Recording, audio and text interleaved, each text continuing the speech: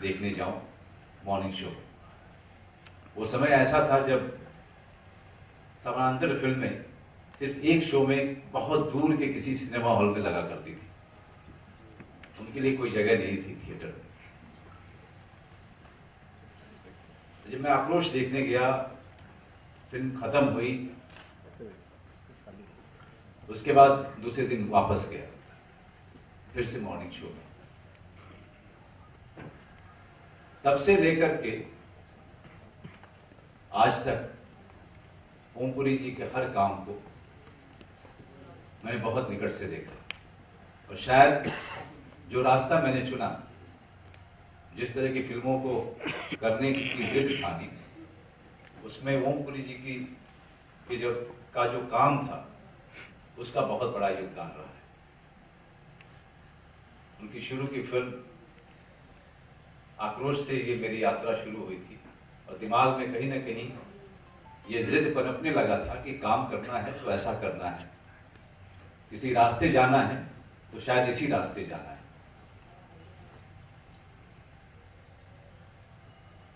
तो सबसे पहले तो मैं ओम भाई को हमेशा ये बात फोन पे या जब भी मिलते थे तब मैं उनको बार बार बोलता था।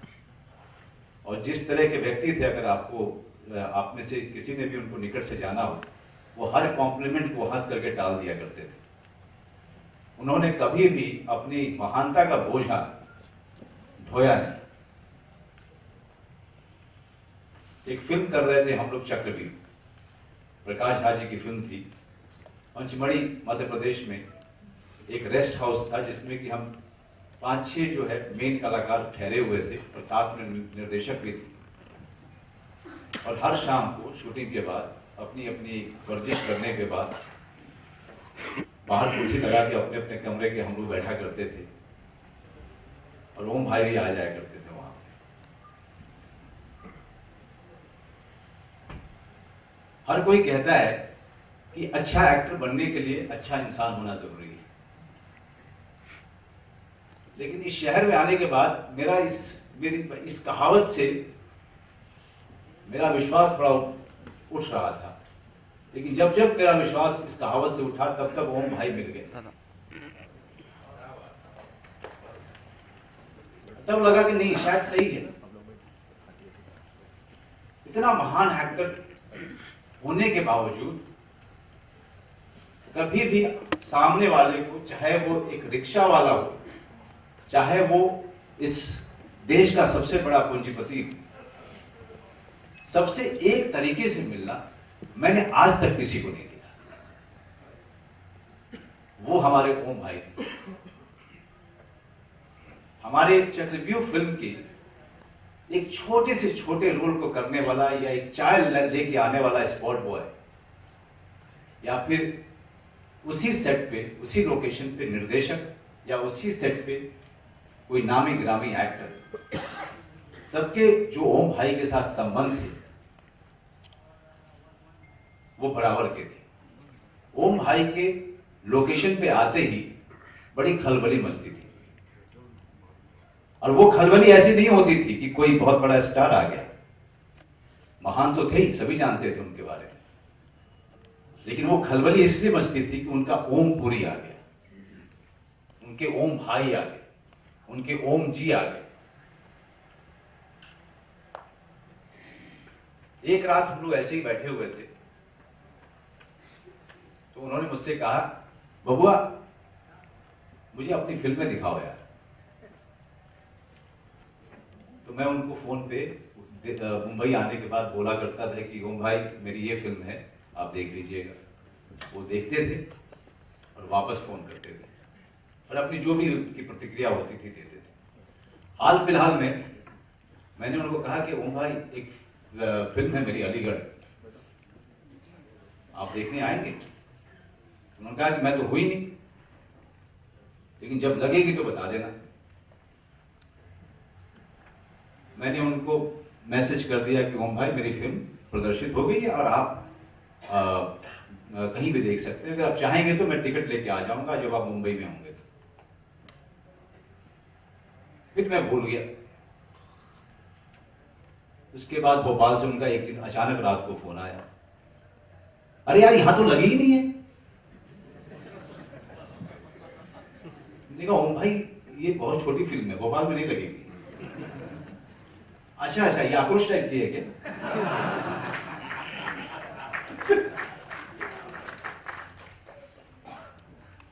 मैंने कहा ओम भाई आप इसके बाद कहाँ जाएंगे? मैं लखनऊ जाऊंगा। ठीक है, तो शायद वहां लगी होगी। फिर उसके बाद मैं भूल गया। रात को उनका अचानक फोन आया तो मैंने उनका नाम देखा फोन पे, तो मुझे लगा कि शायद इन्होंने अलीगढ़ देख ली है। मैंने कहा कि आपने देख ली? तो उन्होंने कहा अरे बबुआ, यहाँ पर के जो एसपी पे हैं वही वो तुम्हारे गांव के हैं, तुम्हारी उनसे मैं बात कराता हूं। अलीगढ़ तुम्हारी यहां भी नहीं लगी है, मैं बाद में देख लूंगा। फिर उन्होंने एसपी साहब से बात कराई। फिर एक दिन अचानक इसी तरीके से हर 15-20 दिन के अंतराल में उनका फोन आता था और हर बार मुझे लगता था कि इन्होंने अलीगढ़ देख ली।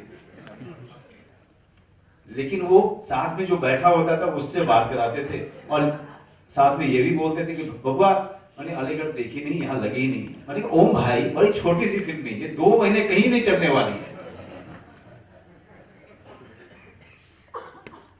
इस तरह का नाता उनके साथ। लेकिन ये सारा प्रसंग दिखाता क्या है एक शख्सियत के बारे में? ये प्रसंग ये दिखाता है कि जिसके साथ भी वो जुड़ते थे उसके साथ पूरी तरीके से जुड़ते थे। अगर अलीगढ़ की बात मैंने उनसे की थी तो 4-5 महीने तक हर शहर में ढूंढते रहे अलीगढ़ को। ऐसे थे हमारे ओम भाई। अगर आप उनके साथ बात करने बैठ जाओ तो आपको नींद आएगी, उनको नींद कभी नहीं आती थी। और हर बार बोलते थे यार कुछ देर और बैठो, कुछ देर और बैठो। बातों का सिलसिला कभी खत्म नहीं होता था। और मैं आपको सही कहूं तो ओम भाई के साथ मेरे बातों का सिलसिला कभी खत्म होगा भी। मैं हमेशा आज भी जब मैं आपके साथ खड़ा हूं, मैं उनके फोटो की तरफ देख करके उनके हंसते हुए मुस्कुराते हुए चेहरे को देख करके ऐसा लग रहा था जैसे कि वो मुझसे बात कर रहे हैं। और मैं आशा करता हूं कि ये तस्वीर, वो उनकी यादें हमेशा मुझसे बात करती रहेंगी। ओम भाई जहां भी हैं खुश रहें और उनकी आत्मा को बहुत खुशी होगी अगर हम लोग खुश रहेंगे। धन्यवाद।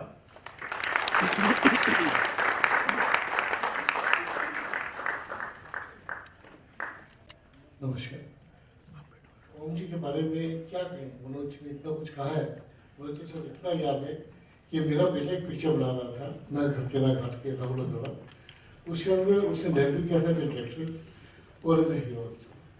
उसके दोनों कलाकार रवि किशन जी यहाँ बैठे और साथ में ओम जी थे उसके अंदर। ओम जी ने उनके फादर का रोल किया था। और मेरे ख्याल है कि जैसे वो सेट पे आए उन्होंने राहुल का मनोबल इतना बढ़ाया कि शायद वो पिक्चर ना कर पाता, वो इस पिक्चर में ना होते। फिर मैं पिक्चर पुलिसगिरी बना रहा था। पुलिसगिरी के लिए ओम जी को सिर्फ एक ही दिन फोन किया, मैं ओम जी ये रोल है, पुलिस कमिश्नर का रोल है, आप करेंगे? उनको मैंने वो रोल सिर्फ 2 मिनट के लिए सुनाया, कहा मैं कर लूँ। वो एक ऐसे शख्स थे जो बिना एडवांस लिए हुए, बिना पेमेंट लिए हुए, बिल्कुल भी गुमान नहीं था किस चीज़ का भी उनके दिमाग में ये नहीं था कि मैं क्या करता। इसके अलावा मैं क्या बोल सकता हूँ। Thank you very much.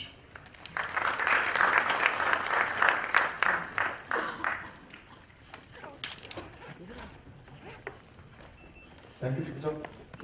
अच्छा, माहौल बहुत सोमबर हो गया है, थोड़ा खुल के हंसिए, थोड़ा खुश रहिए।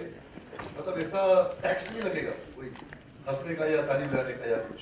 Let us enjoy this evening in a nice way. हम इसके सक्सेस की बात कर रहे हैं और इनके मूवमेंट्स की बात कर रहे हैं, तो प्लीज मोड से बाहर निकलिए। उस मोड से बाहर निकलने के लिए सिर्फ एक आदमी है हमारे बीच में, वो है जॉनी लीवर साहब। जॉनी लीवर साहब को रिक्वेस्ट करूंगा। और कोई किसी को कुछ नहीं कहेगा कि यार वो आदमी हंस रहा था वहां पर गया ओम जी के उसमें, कोई शिकायत नहीं होगी, तो कुछ नहीं होगा। शिकायत करने वाले लोग यहाँ पर का पूरा बॉडी जो है ना, पूरी बॉडी में प्रॉब्लम बिल्कुल उनको मालिश की जरूरत है।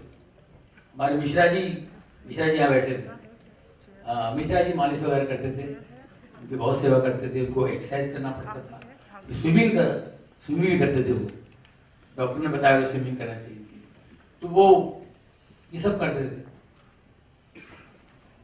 और वो फिजिकल प्रॉब्लम की वजह से वो चिड़चिड़ी भी हो गई थी। शूटिंग में आएंगे, टाइम पे अगर शॉट नहीं हो तो चिड़ जाते थे। अरे यार टाइम पे बुला लिया करो यार, अभी शॉट रेडी नहीं बुला लिया तुमने यार, अगर शॉट रेडी हो तो बुला लिया करो यार।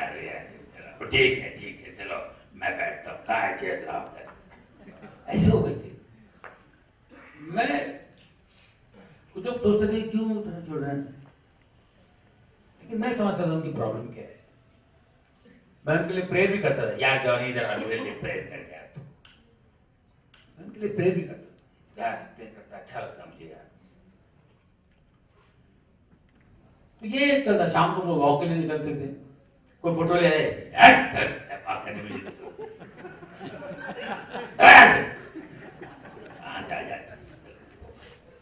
फिर बोला जरा ले, ऐसे फिर वो बोलते थे, फिर रियलाइज करते थे यार मैंने शायद इसको बोल दिया, बेचारा बुरा मान गया। ये चीजें देखने को मिला मुझे। और इत्तेफाक से मेरे पड़ोसी थे, बाजू में उन्होंने फ्लैट लिया हुआ था, मुझे बुला लेते थे। अभी डेथ के 5 दिन पहले उन्होंने मुझे फोन किया,